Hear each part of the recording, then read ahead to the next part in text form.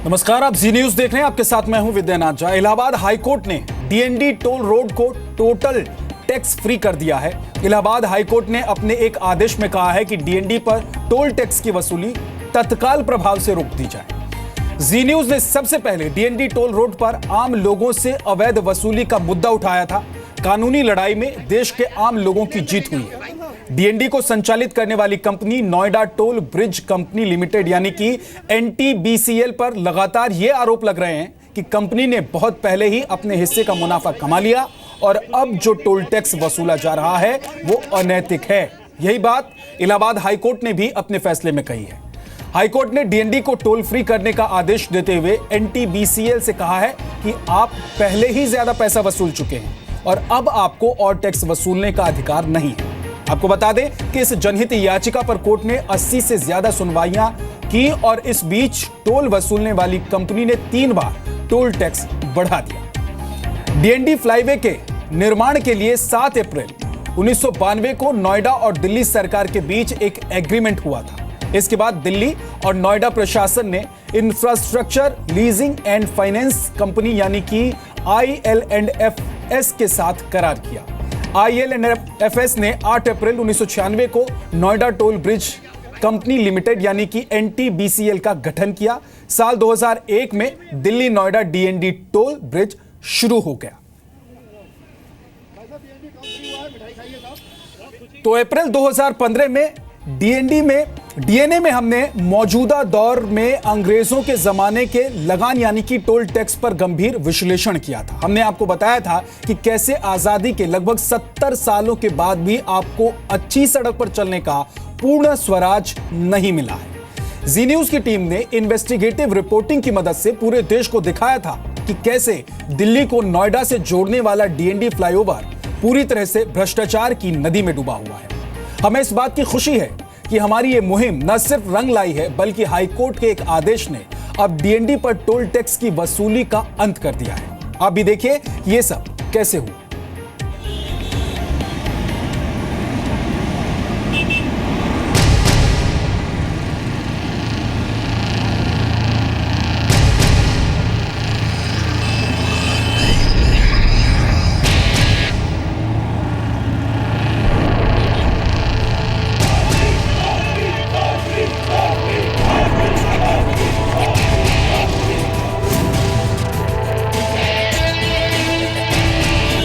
दिल्ली और नोएडा को जोड़ने वाली एक सड़क 15 वर्षों के बाद गुलामी की जंजीरों से मुक्त हो गई।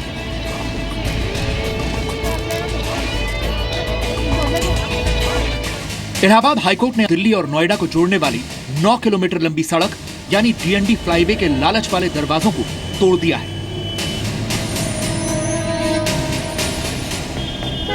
अदालत ने अपने फैसले में डीएनडी का संचालन करने वाली company Noida toll bridge company limited को कहा है कि आप लागत से ज्यादा रकम वसूल चुके हैं, इसलिए अब लोगों से और टैक्स न लें।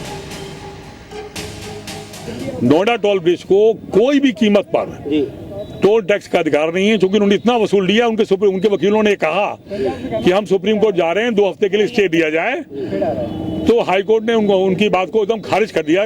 उनका नहीं, हम आपको कोई स्टे 1 दिन का नहीं देंगे, 1 घंटे का नहीं देंगे, क्योंकि आपकी नोएडा टोल ब्रिज ने ऑन रिकॉर्ड करोड़ों रुपए वसूल लिया है, क्योंकि पब्लिक का रुपया है। पब्लिक के गरीब आदमी बेचारा सड़क में जो है 100 रुपए कमाता है, 200 रुपए कमाता है और उससे आप टोल टैक्स ले लेते हैं, तो कितनी गलत बात है, जबकि आपको टोल टैक्स लेने का अधिकार नहीं है।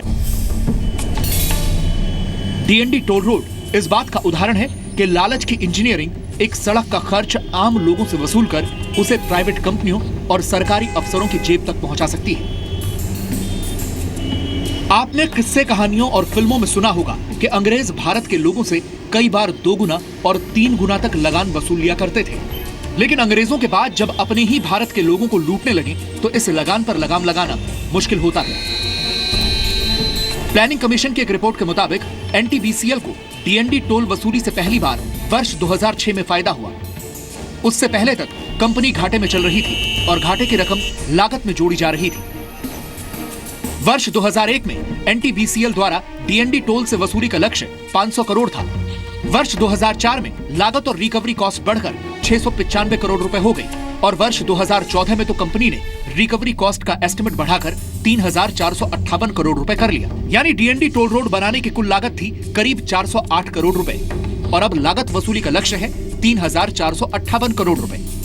अगर इसी तरह डीएनडी टोल की लागत बढ़ती रही तो उसका इस्तेमाल करने वाले वाहन चालकों को जिंदगी भर टोल देना पड़ेगा।